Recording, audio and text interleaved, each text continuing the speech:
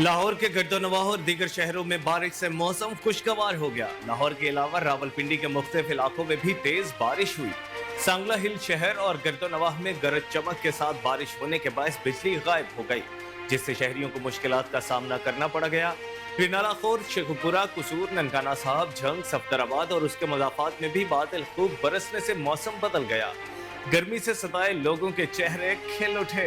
रिनाला खुर्द में बारिश ने इंतजामिया की कारकर्दगी का पोल खोल दिया।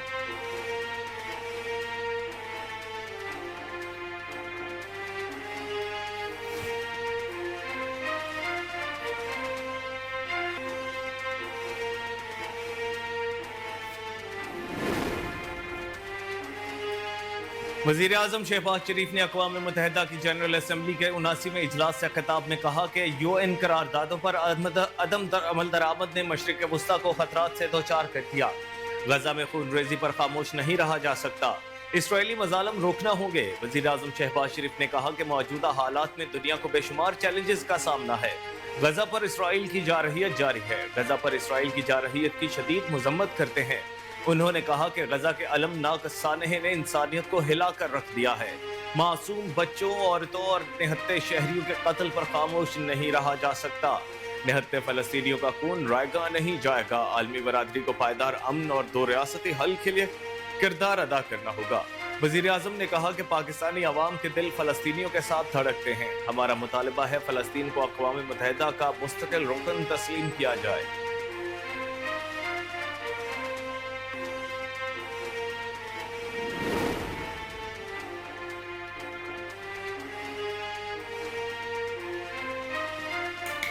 अक़वाम मुत्तहिदा की जनरल असम्बली के इजलास में पाकिस्तान के वफ़द ने इसराइल के वज़ीर आज़म नेतन्याहू के खिताब के लिए आने पर एहतजाजन वॉकआउट कर दिया। वज़ीर आज़म शहबाज शरीफ ने अक़वाम मुत्तहिदा की जनरल असम्बली से खिताब किया और फ़लस्तीन का मुकदमा पेश किया। वज़ीर आज़म शहबाज शरीफ के खिताब के बाद इसराइली वज़ीर आज़म नेतन्याहू को खिताब करना था। इस मौके पर पाकिस्तानी वफ़द ने एहतजाजन इसराइली वज़ीर आज़म की तकरीर का वॉकआउट कर दिया और असम्बली से बाहर चले गए। इसके अलावा दीगर ममालिक ने भी एहतजाजन नेतन्याहू की तकरीर का बायकॉट किया। नेतन्याहू के स्टेज पर आते ही दर्जनों सफारतकार जनरल असम्बली हॉल से बाहर निकल गए।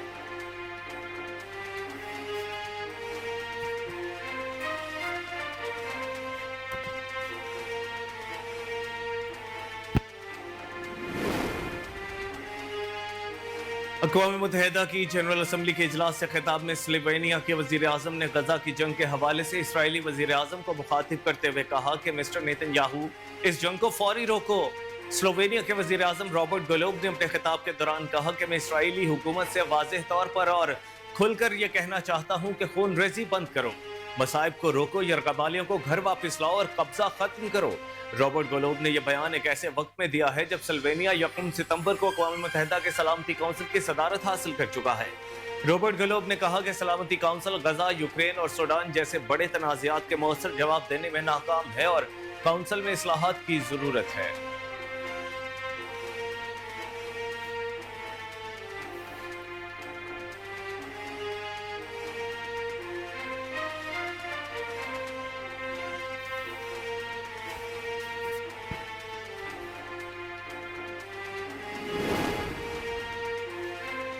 गजा में इसराइल की बर्बरियत जारी है। इसराइली फौज की जानिब से पनाह गुज़ीन कैंप और स्कूल पर बमबारी की गई।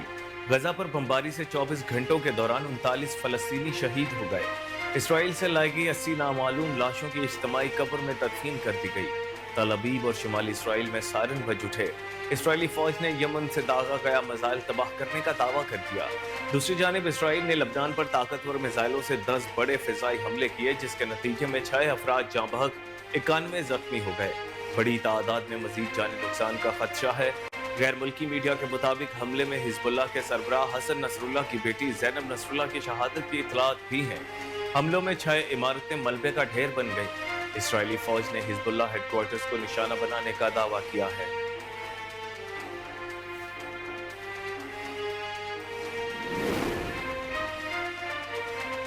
लबनान और फलस्तीन पर जारी इसराइली बमबारी का इंतकाम लेते हुए यमनी अफवाज ने बहीरा अहमर में अमरीकी बहरिया के जंगी जहाज़ों पर हमला कर दिया। यमनी अफवाज के तर्जुमान ब्रिगेडियर जनरल याहिया सारी ने कहा है कि ताज़ा हमले में 3 अमरीकी डिस्ट्रॉयर को निशाना बनाया गया, जो इसराइल की मदद के लिए मकबूजा इलाकों की जानिब बढ़ रहे थे। फौजी तर्जुमान के मुताबिक हमले में बहरिया, फिजाया और बरी फौज ने हिस्सा लिया। 23 बैलिस्टिक और विंग्ड मिसाइल दागे गए और ड्रोन से भी मदद ली गई। उन्होंने कहा कि ये हमले इस वक्त तक जारी रहेंगे जब तक तल अबीब गजा पर हमले बंद नहीं करता और फलस्तीनियों को इमदाद नहीं पहुंचाई जाती। दूसरी जानिब मज़ाहमती फोर्सेस की जानिब से इराक से भी मकबूजा इलाकों में एक अहम हदफ को ड्रोन से निशाना बनाया गया।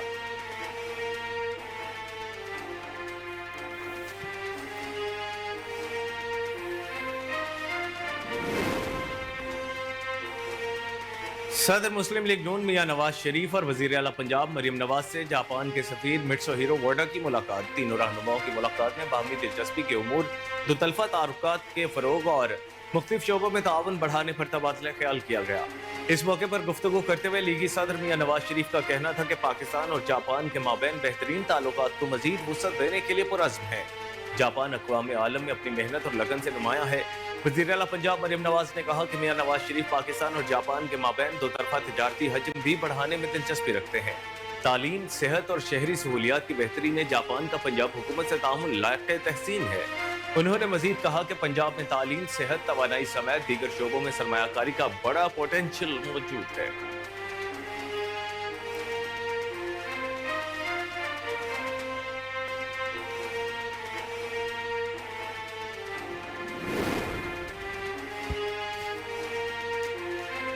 वजीर इत्तलात पंजाब अज़मा बुखारी ने तहरीक इंसाफ पर तनकीद करते हुए कहा कि जब मुल्क के हालात बेहतर होने लगते हैं तो उनका फितना फसाद शुरू हो जाता है।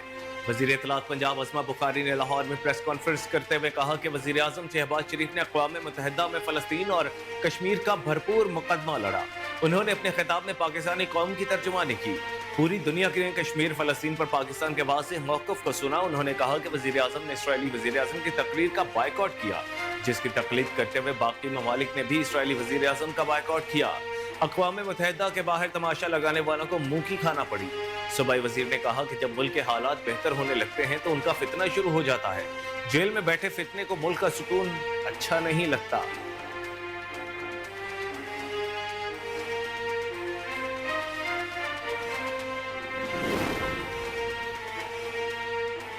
तहरीक इंसाफ के एहतजाज के पेश नजर रावलपिंडी में दफा 144 नाफिज कर दी गई, जबकि लियाकत बाग के बाहर भी कंटेनर्स लगा दिए गए। लियाकत बाग के गेट को रुकावटें खड़ी करके और खारदार तारें लगाकर मुकम्मल तौर पर सील कर दिया गया, जबकि मरी रोड के अतराफ में भी कंटेनर्स खड़े किए गए हैं। मरी रोड से लियाकत बाग जाने वाले रास्ते भी कंटेनर्स लगाकर बंद कर दिए गए। ज़राए ने बताया है कि मरी रोड को फैजाबाद के मकाम पर कंटेनर रखकर ब्लॉक कर दिया गया। मुलाजिमीन और कारोबारी अफराद को शदीद दुश्वारी का सामना करना पड़ रहा है, जबकि रावलपिंडी में आज मोबाइल सर्विस भी जुज़वी तौर पर बंद रखी जाएगी। पीटीआई के मुमकिन एहतजाज के बायस रावलपिंडी सदर स्टेशन तक आईजेपी स्टेशन तक मेट्रो बस सर्विस मुकम्मल तौर पर बंद रहेगी, जबकि इस्लामाबाद की हदूद में आईजेपी स्टेशन से पाक सेक्रेटरी तक मेट्रो बस फाल रहेगी।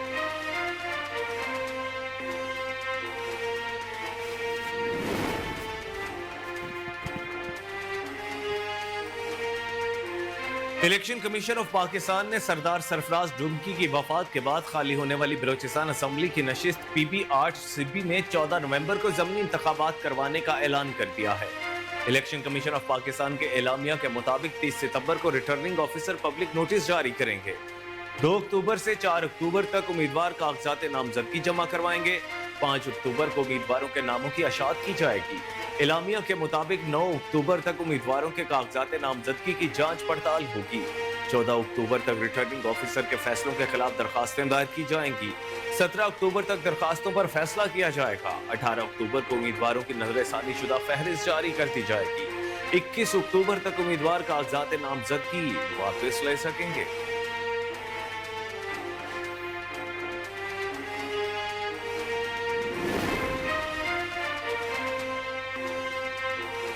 हुर्रियत रहनुमा यासीन मलिक की अहलिया मिशाल मलिक ने वजीर आज़म पाकिस्तान शहबाज शरीफ के जनरल असम्बली खिताब का खैर मकदम किया।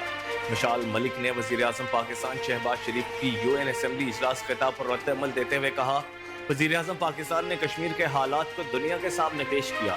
उन्होंने भारत की कश्मीर में दहशत गर्दी को एक्सपोज किया है। कश्मीर में जुल्म बरबरियत, 10 लाख फौज की वापसी और काले कवानीन को खत्म किया जाए। مشال ملک کا کہنا تھا کہ 5 اگست کے غیر قانونی اقدامات کی واپسی تک نہیں ہوتی جب تک اسلحہ اور غیر قانونی فوج کشی کا خاتمہ نہیں ہوتا، تب تک حالات ٹھیک ہونے کا تصور بھی نہیں کیا جا سکتا۔ وزیر اعظم پاکستان نے دنیا کے سامنے بالکل درست موقف پیش کیا ہے۔ انہوں نے مطالبہ کیا کہ عالمی برادری کو مسئلہ کشمیر پر نوٹس لینا چاہیے۔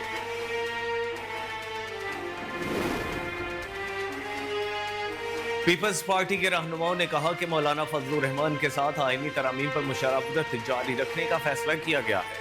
مولانا فضل الرحمان سے ملاقات کے بعد پی پی رہنماؤں نوید قمر، نیر بخاری اور دیگر نے کہا کہ اپوزیشن کی دیگر جماعتوں سے بھی رابطے کریں گے۔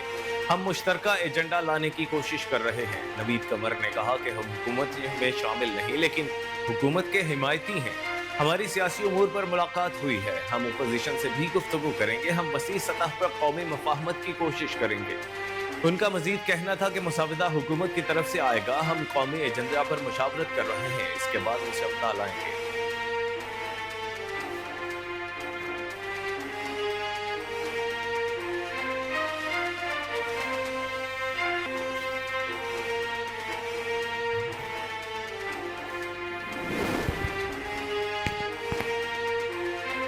لاہور ہائی کورٹ نے نظر بندیوں کے سیکشن 3 کی آئینی حیثیت کے خلاف درخواست کا تحریری حکم جاری کر دیا۔ لاہور ہائی کورٹ کے جسٹس امجد رفیق نے گزشتہ سماعت کا تحریری حکم جاری کیا۔ تحریری حکم میں کہا گیا ہے کہ درخواست گزار کے وکیل نے نظر بندی کے سیکشن 3 کو معطل کرنے کی استدعا کی۔ پنجاب حکومت کے وکیل نے دلائل کے لیے مہلت کی استدعا کی۔ سرکاری وکیل اس سیکشن پر عدالت کی معاونت کریں۔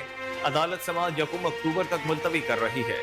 واضح رہے کہ نظر بندیوں کے سیکشن 3 کی آئینی حیثیت کے خلاف درخواست میں درخواست گزار کی جانب سے موقف اختیار کیا گیا تھا کہ سیاسی بنیادوں پر نظر بندی کے احکامات کو استعمال کیا جا رہا ہے۔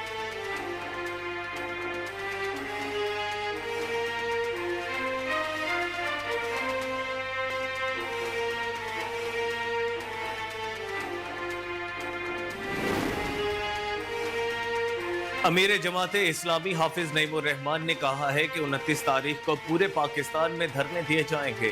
پہلے ہم نے شٹر ڈاؤن ہڑتال کی، اب پہیا جام ہڑتال کریں گے۔ حیدرآباد میں جلسہ سے خطاب کرتے ہوئے حافظ نعیم الرحمان نے کہا کہ پی ٹی آئی کا حال دیکھ لیں کہ لیڈر گرفتار ہوا تو پوری پارٹی تقسیم ہے۔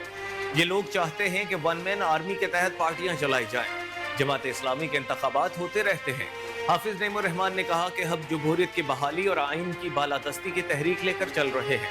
ہم حق دو حیدرآباد کی تحریک چلا رہے ہیں۔ جماعت اسلامی کی ذمہ داری ہے کہ نوجوانوں کو بااختیار بنائے۔ امیر جماعت اسلامی نے کہا کہ ہم غزہ کے لوگوں کو نہیں بھول سکتے۔ 1 سال ہو گیا لیکن انہوں نے ہتھیار نہیں ڈالے۔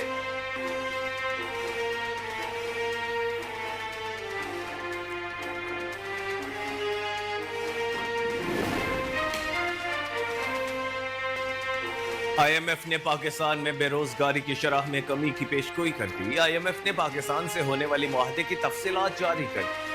عالمی مالیاتی فنڈ کی جانب سے پیشگوئی کی گئی ہے کہ معاہدے کے بعد پاکستان میں معاشی ترقی کی شرح بڑھ کر 3.2% ہو سکتی ہے۔ گزشتہ مالی سال پاکستان کی شرح نمو 2.4% تھی۔ پاکستان میں بے روزگاری کی شرح 8% سے کم ہو کر 7.5% ہو سکتی ہے۔ پاکستان میں افراط زر کم ہو کر 9.5% ہو سکتا ہے۔ گزشتہ مالی سال افراط زر کی شرح 23.4% تھی۔ آئی ایم ایف کا کہنا ہے کہ پاکستان میں محصولات بڑھ کر معیشت کا 15.4% جانے کا امکان ہے۔ گزشتہ مالی سال محصولات کا معیشت میں حصہ 12.6% تھا۔ پاکستان میں قرضے 67% سے بڑھ کر معیشت کا 69% ہو سکتے ہیں۔ السلام علیکم، کوہ نور نیوز کے ساتھ میں ہوں کامران اکرم۔